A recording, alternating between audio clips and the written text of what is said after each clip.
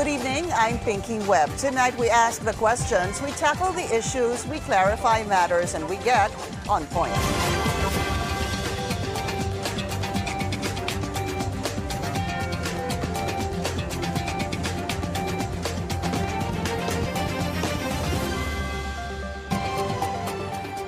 A new turn in the probe into the flood control scandal. A Manila court found the sworn statement of Senate witness Orly Gutesa was falsified as it contains the forged signature of a notary public. The former Marine earlier made headlines after claiming to have delivered cash-filled luggage to resigned Congressman Zaldico and Leyte Representative Martin Romualdez. What does the court's ruling mean for the credibility of Gutesa? Let's get on point with former Congressman Mike Defensor, who introduced Gutesa to Senator Marcoleta. Congressman, good to see you again. Thank you for your time. Piggy, thank you also for having me here. Quick reaction. The Manila RTC Executive Judge Icasiano Sison looked into / investigated this notarized affidavit of Sergeant Gutesa and basically said that the document was falsified. The signature was not the signature of Attorney Pechi Espera. Okay, first of all, si Attorney Pechi Espera, employee ng BJMP. So in 2021, nakapasa siya ng bar. And itong, initially, nung lumabas tong issue na to, pinapuntahan ko kaagad yung opisina. Kasi I was not with Sergeant Gutesa. No one was with him. Siya lang mag-isa. So, clear ko muna. Sabi ko, siya ba nagpunta talaga doon sa notaryo? So, sabi, yes, nagpunta siya. And then, immediately right after that, chinek ko kaagad kung ano ba tong issue ng pagpirma ng notaryo. And you know, Pinky, you will be surprised. Dinala ko na nga yung document mismo. Yeah. Nung una lumabas to, ang unang nag-question si Attorney Makalintal. Kasi si Attorney Makalintal, nagkaroon din ng petition sa BSKE, yung Barangay Sangguniang Kabataan Elections. Tapos, sinabi niya, ano ba yun? Kasi mismong yung pirma ni yung Attorney Espera, Pechi Espera, ayun din yung nakapirma doon sa kanilang notaryo. Kay Attorney Romy Ma? Attorney Romy Ma. Okay. Pagkatapos, meron nakita ako... Sorry, sir, we just won't show yung pirma. Huwag natin po pakita yung pirma. So, ito na naman din, i-google lang naman nila eh. Sa TIESA, again, yung contract sa Department of Tourism, si Attorney Pechi Espera naman nakapirma. Ngayon, I understand. Sorry, what is that again, sir? TIESA contract. TIESA. They can Google this. Okay. Yung dun sa mismong papel ni Gutesa, klarong-klaro, ito yung kanya salaysay. So, ito yung pirma. Yan yung kay Gutesa. Oo, Okay. ito yung mismo kay, ito naman yung sa TESA, no? And then yung kay BSKE, kay Makalintal, parehong-pareho. Now, my point is... May I see, sir? Yeah, sure. Yung mga nangyayari dito sa mga notaryo, marami na nga, and initially, we had a discussion about this. Kung minsan, sekretarya nila yung mga nagpapapirma or pumipirma. So I would think, talagang pinresyo ng abogado, siguro tao niya lang yung pumirma doon for the notary, pero yung seal, paano mo pipikiin yun? Yung registry, paano mo pipikiin yun? But having said that, Pinky, again, ang sinabi ko nga, di ba, at that time, kung ano man yung mga pagkakamali doon sa notaryo, yun naman ay nagamot na ng si Sergeant Gutesa, nagpunta ng Senado. At nagkaroon ng under oath statement, binanggit niya yung mismong balangkas nung kanyang salaysay, and it's there. Yan din yung lumalabas dun sa under oath statement niya sa Senado. Pero ngayong hapon, and I'd like to thank the Department of Justice, they already said, yes. They Sabi po clarified. ni Prosecutor General Richard Fadulion that basically parang napapalitan, that's not the right word, nung kanyang sinumpang salaysay sa Senado, na-cure nun, parang yung naging problema dito. Yes. In fact, yesterday, sir, even former Senior Associate Justice Antonio Carpio said the same thing. Yes. And also the spokesperson, si Attorney Polo Martinez of the Department of Justice, the Office of the Secretary, sinabi rin niya na kung ano man yung pagkakamali doon sa nangyari sa notaryo doesn't mean na hindi totoo yung sinabi niya. At yun nga kay Prosecutor Padulyon, klarong-klaro, na yun din talaga yung factual. Okay. Pero ako, gusto ko pa rin ba imbestigahan? Kasi Pinky, ang interest ko dyan is to know who is behind the pressure doon sa notaryo to make them say that it's fake, to make them claim in the courts na peki ito. Kasi di ba, it's a way to discredit Sergeant Gutesa. Bakit mo gagawin yung ganun? So gusto ko makita, sino ba tulong nasa likod nito, imbestigahan talaga nila. But before they first investigate the substance of what Gutesa said, which is basically consistently lumalabas na kumukuha sila ng pera through Mark Teksay and Paul Estrada, mula doon sa pera yun na dinideliver sa Valley Verde, nire-repack nila, dinideliver nila sa Horizon, sa bahay ni Saldico, which is yung palang Valley Verde, bahay din ni Saldico, at mula sa bahay sa Horizon, sa Shangri-La, dinideliver nila kay Speaker Martin Romualdez. Kasama din dito yung 90 mga sundalo. Dapat ipatawag din nyo to ng Blue Ribbon Committee na totoo ba to? Ano Sino bang nangyari sundalo? to? You mean the security aid?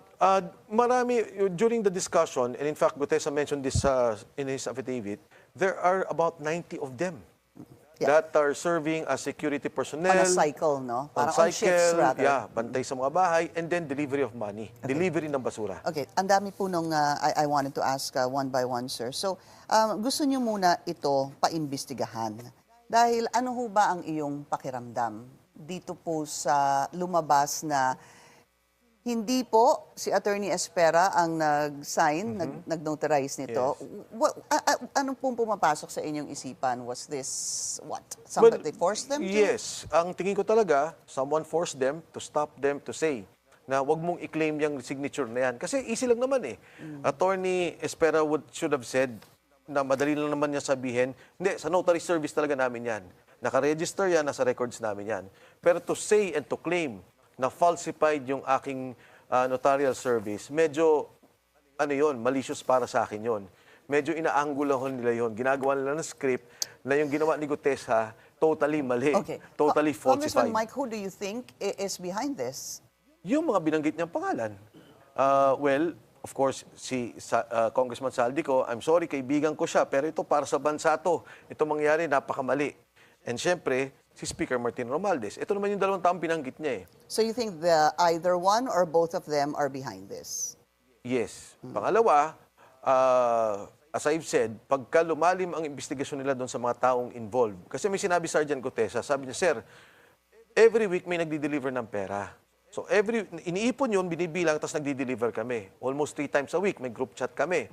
So ang tanong ko sa kanya, saan nanggagaling yung perang yun? At ano yun? Sabi niya, Sir, hindi ko po alam.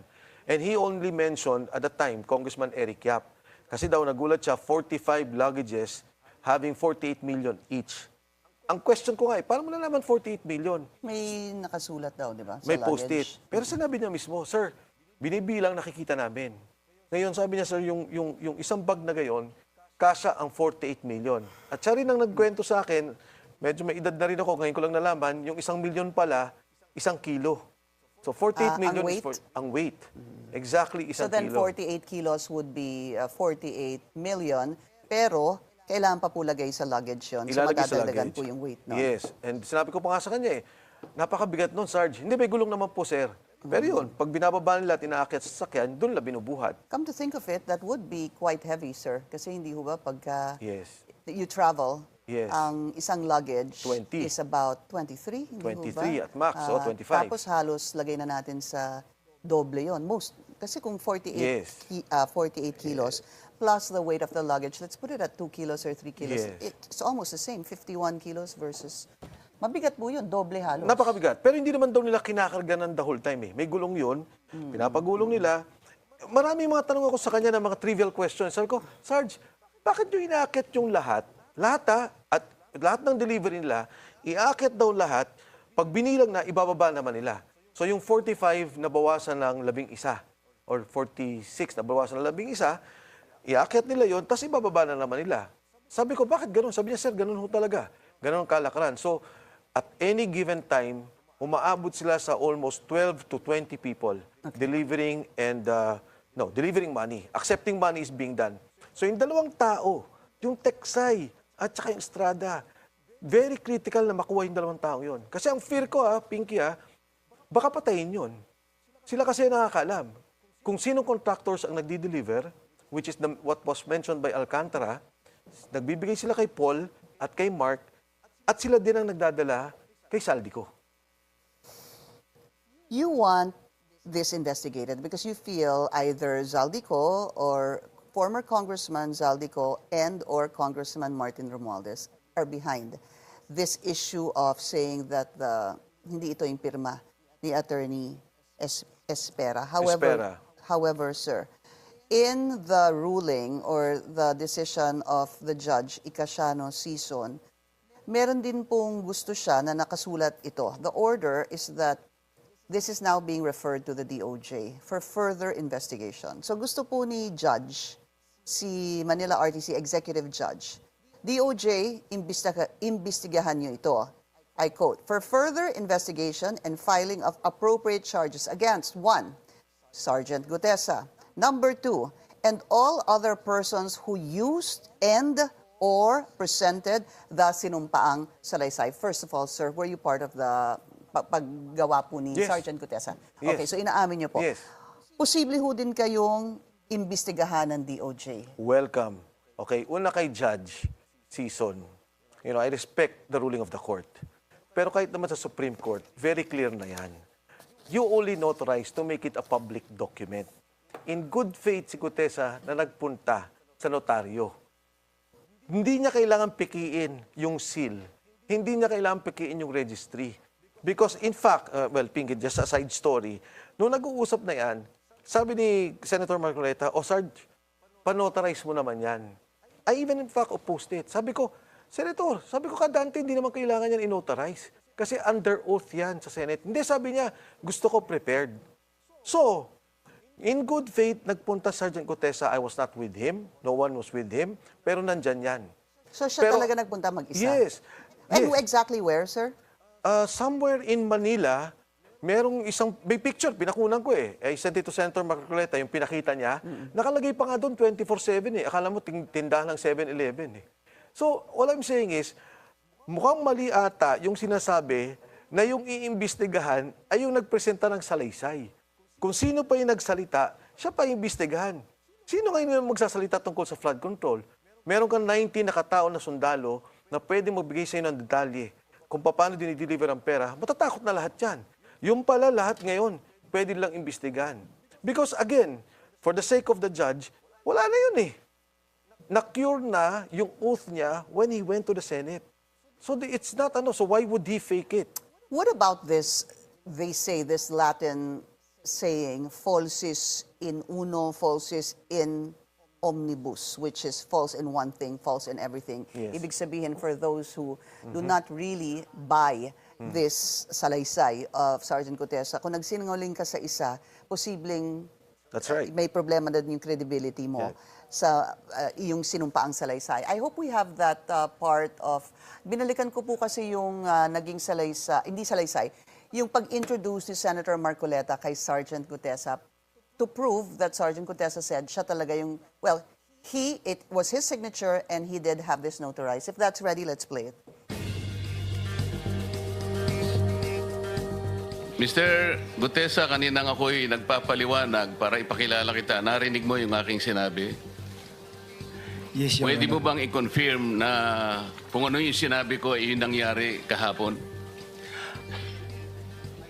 I confirm, Your Honor. Salamat po. At ngayon po ay hawak ko nga ang inyong sinumpaang salaysay na nung draft ito ay binasa ko. Ganun din nga po at wala namang pagbabago.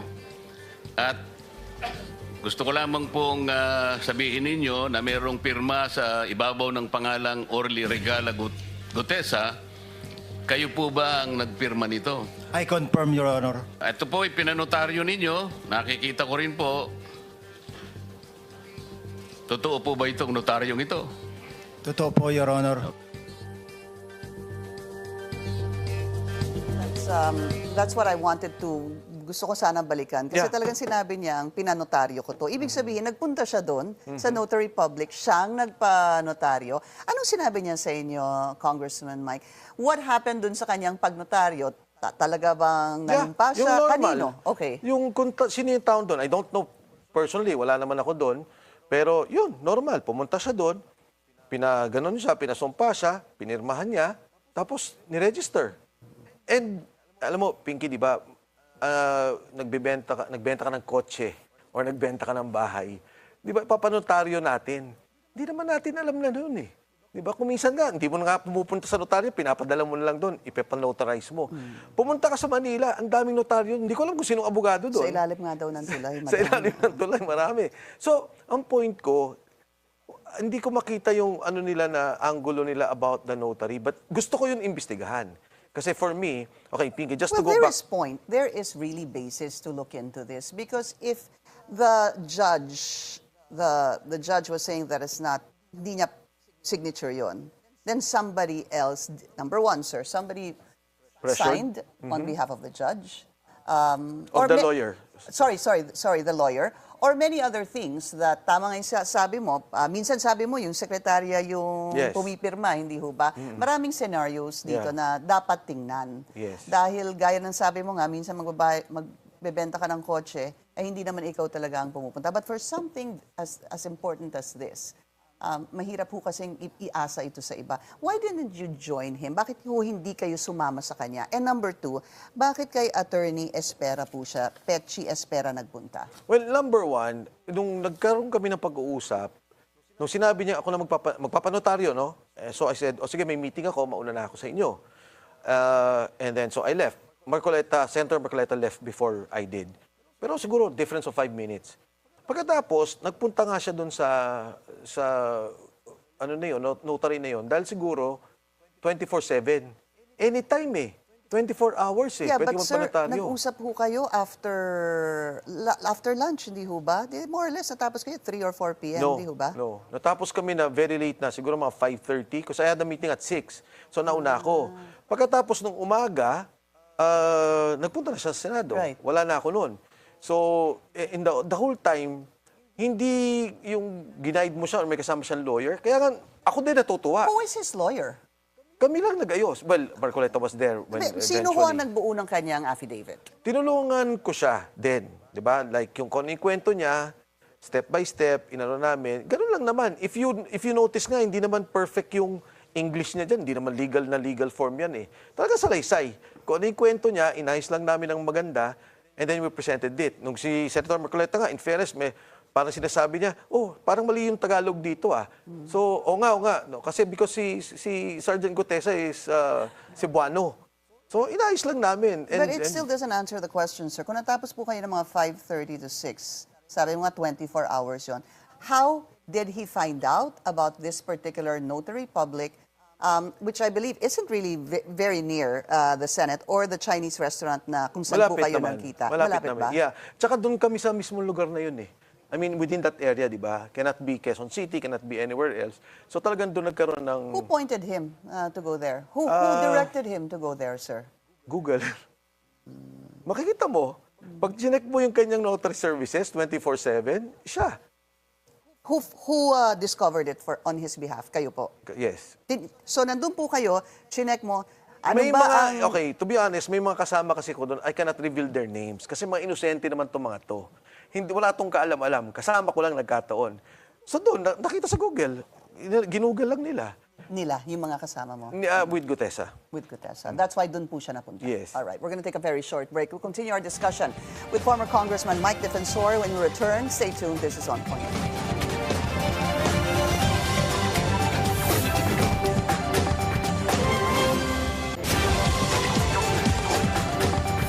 Welcome back. Still with us, former Congressman Mike Defensor. Sir, just wanted to backtrack a little bit. When you were talking about Attorney Espera, ang sabi mo, taga BJMP siya. BJMP siya. What were you trying to imply with that? Is there anything that you wanted to say about that? Kasi nung initial, actually, to be honest, Pinky, it was a take-off from our discussion. So, chinek ko kagad, sabi ko, sino kaya itong notary? Na-check ko, Attorney Espera, at siya pala ay pumasa sa BJMP. I mean, nagtatrabaho siya, siguro habang nag-aaral siya ng abogasya.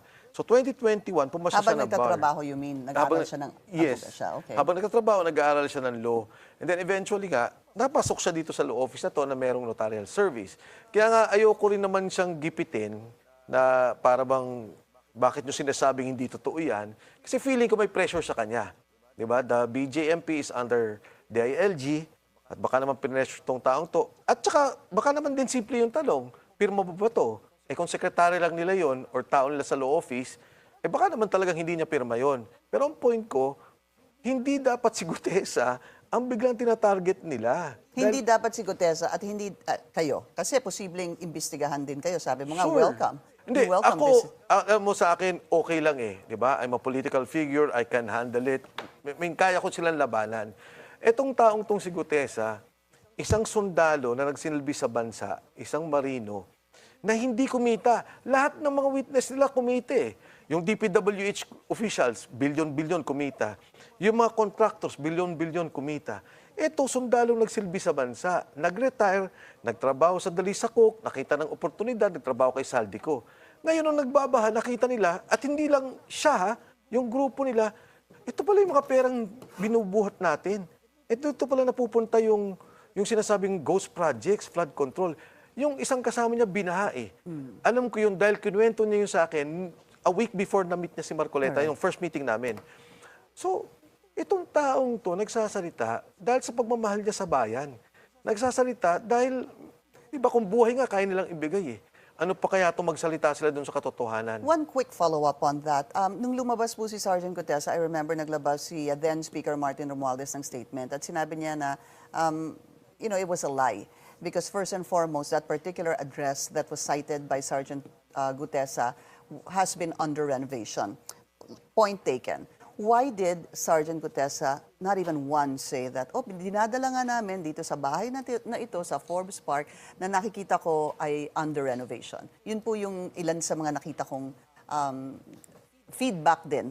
Something that probably would have been very Okay, easy to describe. I want to be fair to Speaker Martin, di ba? He will have his time in court. He will have his time to defend himself. Have you seen the house of Speaker Martin? Have you been there? No. Okay. It's a 3,000-hectare property. I think, I'm not sure, there's about 3 or 4 structures in that place. 3,000, I don't know, gano'ng kalaki ba itong studio nyo? Gano'ng kalaki itong property? Okay. Di ba? It's maliit eh. Itong So you're pinag-usapan natin. saying, if a portion is under construction, hindi makikita.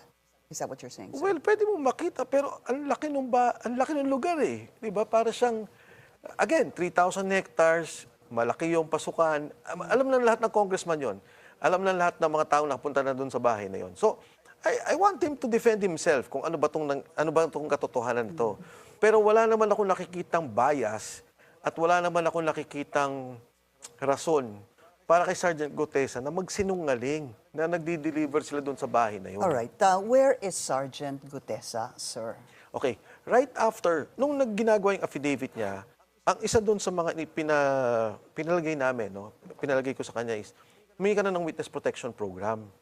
So, andun. Nung minention niya sa Senate, sabi niya, humingi ako ng witness protection program, mapailalim dito sa programang to. Nung hapon, nanonood ako sa kanya, ang sinabi na niya, wag na po. Ayaw na niya. Ayaw ko na. Tapos sabi, ayaw mo ba kahit Senate custody? Wag na po, ayaw ko na makadistorbo. Ang feeling ko that time, siguro kausap niya na yung mga kasama niya sa Marines. Mula doon sa Senado, dumiretso na sa Marine compound. So next na chinek ko, kamusta na siya? Asa na siya? Nandun na daw. Hindi ko siya nakakausap direkta. Nalaman ko yung pamilya naman, in fairness to the Marines, kinupkup ka agad. But eventually, I think, inayos din nila na, siguro, para hindi ma-endanger din yung family, inilayo kay Gutesa na, itinago din nila. Ang Marines ang nagtago sa pamilya. Yes. Okay. Yes. At hiniwalay kay Sergeant Gutesa. Hanggang ngayon, nandun pa siya. Saan? Sa Philippine Marine Compound, sa Bonifacio. Is that so, sir? Yeah. Okay. And then, several days ago, may tumawag na kaibigan sa media. Sabi niya, sir, totoo bang inambush si Gutesa?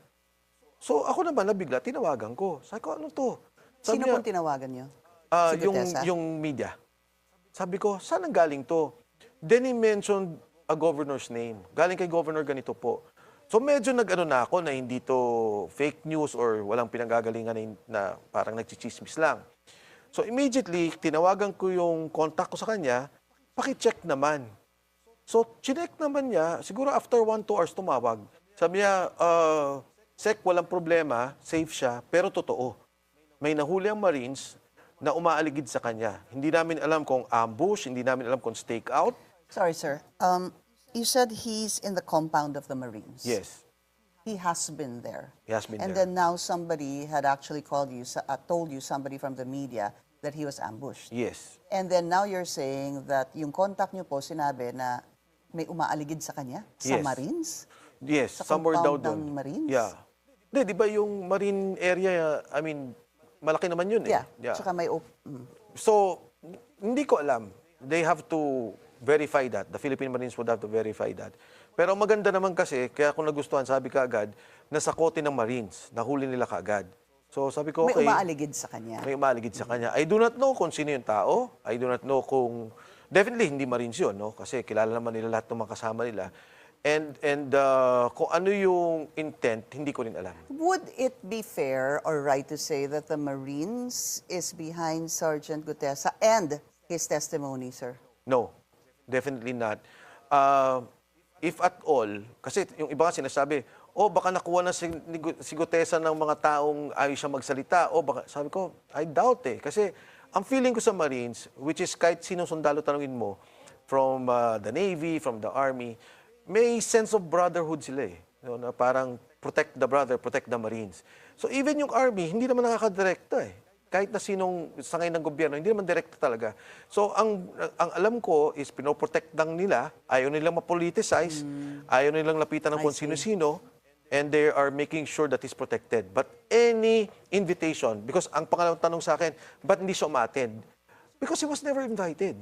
Okay. Never. And but according to Senator Ping Lacson, once he is again appointed as Blue Ribbon Committee Chairman, he will call on Sergeant Gutesa. And in fact, dahil hindi daw siya found sa address that is stated in his affidavit, he will ask for help from you Yes. or even Senator Marcoleta. Has Senator Ping Lacson reached out to you, sir? Not yet. Even si Secretary Ombudsman Boying Rimulya also mentioned that. But ako naman, I would think it would be easier that they send the invitation to the Marine Commandant for him to attend. I am 1,000% that Sergeant Gutesa will attend. And he's there. And he's there. He's Well, there. Congressman, kayo po nagpakilala sa kanya, kay Senator Marcoleta, hindi ho ba? When you told me before, when I guested you, sabi mo, because a friend reached Yes. out to you Yes. on behalf of Sergeant Yes. Gutesa. Why do you not have a direct line to him now? Okay, Pinky, I think si Sergeant Gutesa medyo unique soldier. Kasi bukod sa Marines siya na fight. Alam mo naman yung mga Marines. He was really with Intel. Intelligence yung kanyang operations. I'm not sure about his operations, pero alam mo naman pagka Marine Intel, medyo malalim din talaga. So I think kahit papano, anticipated niya lahat ng to. Anticipated So niya ayaw yung niya may mangyayari. direct contact ka sa kanya? Ayaw niya may direct contact. I have his number, pero wala. Hindi ko naman siya nakakausap. I don't think it's working anymore. That number, is it still working? Talaga? Hindi ko No, alam, I don't sir. know. I haven't called him, pero may line talaga ako sa kanya. Prior, So when was the last time you spoke to him? okay, just today, after that incident I told you na pinaikutan siya, wala na, no contact. As of today. As of 3 days ago. 3 days ago yung may nagsabing governor na supposed to be na-ambush. Yeah, Tama ho 3-4 ba? days ago, yes. Okay. Totally no contact, even the family. Pero dati nakokontakt niyo siya, again, just to be clear, through a conduit, hindi po diretso kay Hindi Sergeant diretso, hindi Gutesa. diretso. Ngayon, kahit po yung middleman ninyo, hindi niyo na po nakakausap. Yes. Just to add, kunyari Marine lang, ho ba siya, si middleman? hindi. Well, yung kasama niyang nagre-relay ng information, Correct. Marine. Okay. So medyo 2 layers pa kami just to contact each other. Nung unang nagpunta siya ng DOJ, ang akala ko kasi kailangan niya ng lawyer. Kasi tinanong ko kagad Senator Marcoleta, bakit wala siya doon sa DOJ? Ang sagot ni Senator Marcoleta, ang nangyari ata was, si Secretary Boying at saka si Gutesa nag-usap. Sabi ng Secretary Boying, pumunta ka bukas para doon sa Witness Protection Program. So, sabi ko, ganun pala yung nangyari. So, I was preparing for him na may lawyer na talaga. But the message I got, huwag kang mag-alala, the Marines will protect him. Not only for security, even dun sa legal niya, they will help him. They will assist him. So, you are sure that once invited by the Senate Blue Ribbon Committee, he will again show up? Yes. Kung kailangan man siya sa ICI, kung kailangan man siya sa DOJ, and of course, dun sa Blue Ribbon Committee. Sakaling kayo po patawag ng Blue Ribbon, would you also be Oh willing yes, to go? definitely. Definitely. Ako lang naman, Pinky, ang request ko lang naman kay Senator Ping, kung maaari sana, unahin namin to sila Teksay, sila Paul Estrada, at saka tong mga 90 other personnel na involved. yung itong notaryo, okay naman habulin din natin, di ba? Important din talaga to. Ang worry ko lang kasi, yung pera nawawala na Kung sino man nakakuha ng mga pera, nagnakaw sa gobyerno, baka nakakatakas na. Di ba? Habang tumatagal yung issue, of course, we're building evidence. Pero sana, Okay. and I'm hoping na magkaroon talaga ng emergency powers, ma-stop muna lahat to. Walang lalabas na pera mula dito sa mga taong pinag-iisipan at tinitingnan na maaring may problema at involved sa nakawan ng pondo ng gobyerno. Former Congressman Mike Defensor, sir, thank you so much for Thank your you, time. Pinky. Thank Thank you you. That's On Point. Join us again tomorrow, 7:30 p.m. here on BNC, the Billionario News Channel. I'm Pinky Webb. Thank you for watching.